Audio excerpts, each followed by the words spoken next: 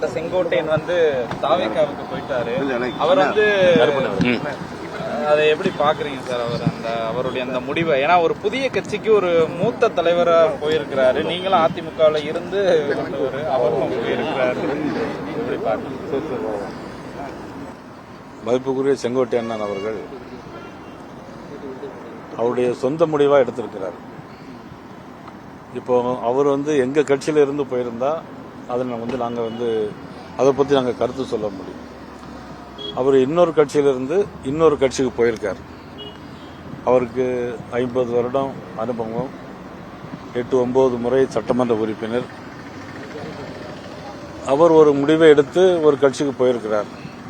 அதை பற்றி நம்ம விமர்சனமோ கருத்து சொல்லவோ இருந்தால் அது சரியாக இருக்கு. குறிப்பா அவருடைய அந்த முடிவு அதிமுகவுக்கு தான் பின்னடைவு, அதனால உங்க கூட்டணிக்கும் இது பின்னடைவாகும் அப்படின்னு அரசியல் விமர்சகர்கள் பேசுறாங்க.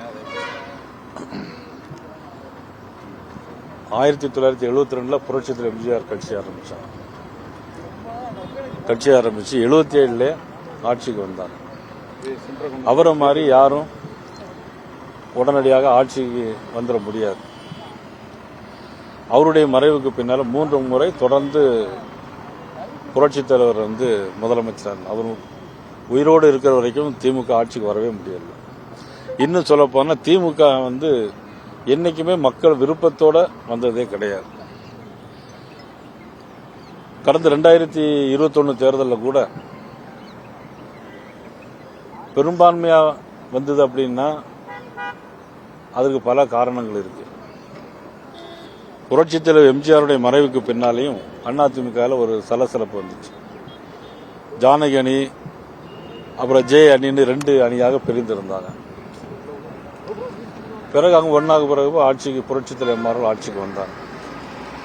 புரட்சித் தலைவருடைய மறைவுக்கு பின்னாலேயும் ஒரு சலசலப்பு வந்துச்சு. அப்ப பாத்தீங்கன்னா பாரத நரேந்திர மோடி அவர்கள் தமிழ்நாட்டில் ஒரு நல்ல ஆட்சி வரணுங்கிறதுக்காண்டி எடப்பாடி அவர்களுக்கு சப்போர்ட் பண்ணி திரு எடப்பாடி அவர்கள் ஆட்சிக்கு முதலமைச்சராக இருந்தாங்க. இப்போ இந்த தேர்தல் வரும்போது இன்னொரு சலசலப்பு வந்திருக்கு. இந்த சலசலப்புனால இது அதிமுகவுடைய உள்கட்சி பிரச்சனை.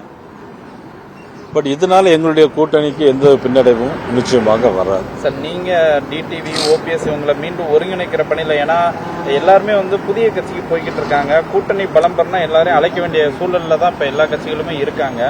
நீங்க திரும்பி மீண்டும் அந்த விரைவான பேச்சுவார்த்தை, கூட்டணி பேச்சுவார்த்தை ஓபிஎஸ், டிடிவி, சசிகலா அவங்க எல்லாம் ஒருங்கிணைச்சு பாஜக, அதிமுக வலிமையோட அதை கொண்டு வரதுக்கான ஏற்பாடு இருக்கும். அதான் என்னை பொறுத்த மட்டும் திராவிட முன்னேற்ற கழக அரசு ஒரு மக்கள் விரோத அரசா இருக்கு. ஒரு ஆட்சிக்கு வந்த பிறகு ஆன்டி இன்கம்பன்சிங்கிறது யாருக்கு வேணாலும் இருக்கலாம். ஆனால் இன்னைக்கு 100% ஆன்டி இன்கம்பன்சி பெற்று இருக்கிற ஒரு ஆளுங்கட்சி. மதிப்புக்குரிய முதலமைச்சர் அவர்கள் மக்கள் மீது எந்த அக்கறையும் இல்லாம தன்னுடைய மகன் துணை முதலமைச்சராக இருக்கக்கூடிய முதலமைச்சராக்க வேண்டும் என்பதற்காகத்தான் அந்த கூட்டணியை பலப்படுத்தி வச்சிருக்கிறாங்க. அதனால எங்களுக்கு நம்பிக்கை இருக்கிறது, நிச்சயமா மக்கள் இந்த தேர்தலில் குடும்ப ஆட்சி வேண்டாம், பாரத நரேந்திர மோடி அவர்களுடைய கூட்டணி ஏற்படுத்தி இந்த ஆட்சி வரும் அப்படிங்கறதுல நிச்சயமாக உறுதியாக மக்கள் வாக்களிப்பாருங்கிறது நான் நம்புறேன். சார், இன்னொன்னு என்ன சொல்றாங்கன்னா, செங்கோட்டையன் அவர் பாஜகவோட பேசிக்கிட்டு இருந்தவர், பாஜக தான் தாவேக்காவுக்கு செங்கோட்டையனை அனுப்பி வச்சிருக்கதாகவும் விமர்சிக்கிறாங்க. விஜயை கண்ட்ரோல் பண்றதுக்காக செங்கோட்டையன் அங்க அனுப்பி வச்சிருக்கதாகவும் அதை எப்படி எடுத்துக்க? இல்ல, அது நீங்க சொல்றீங்க.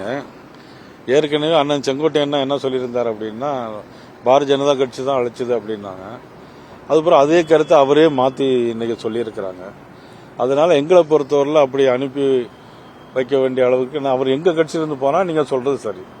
அவர் அதிமுக இருந்து போகும்போது அது நீங்க சொல்றது அப்படி சரியா இருக்க முடியும்.